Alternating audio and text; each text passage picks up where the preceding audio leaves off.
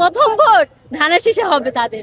সবার আগে বাংলাদেশ বাচ্চাদের জন্য অনেক ডেভেলপ করবে। তারেক রহমান স্যারকে দেখেছি এত বছর পর, ছোট থেকে তার নাম শুনছি, তাকে দেখেছি, কিন্তু কখনো সামনাসামনি আমাদের দেখা হয়নি, সে সৌভাগ্য হয়নি, বা সে সরকার আমাদেরকে দেখার সুযোগ দেয়নি, বা তাকে অনেক হ্যারাস করা হয়েছে। তো এত বছর পর আমরা দেখেছি দু চোখ ভরে একদম সামনে থেকে, অনেক খুশি, অনেক আনন্দ তাকে দেখতে পেরেছি। জীবনে প্রথম ভোট ধানের শীষে হবে তরুণদের, তারা অনেক ভাগ্যবান যে প্রথম ভোট ধানের শীষে হবে তাদের।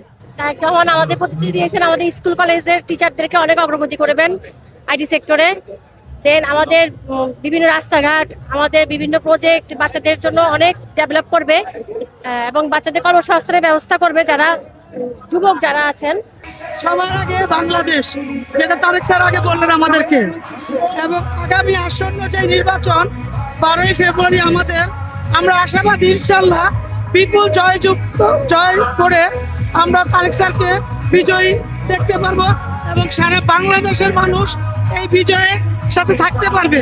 আর স্যার যে প্রতিশ্রুতি দিয়েছে, আমি মনে করি উনি এমন একজন মানুষের সন্তান, রাষ্ট্রপতি জিয়াউর রহমান এবং আপসীর নেত্রী বেগম খালেদা জিয়ার সন্তান, এবং আগামী তারুণ্যের অহংকার হিসাবে আমি মনে করি ওনার প্রতিটি প্রতিশ্রুতি উনি পালন করবেন।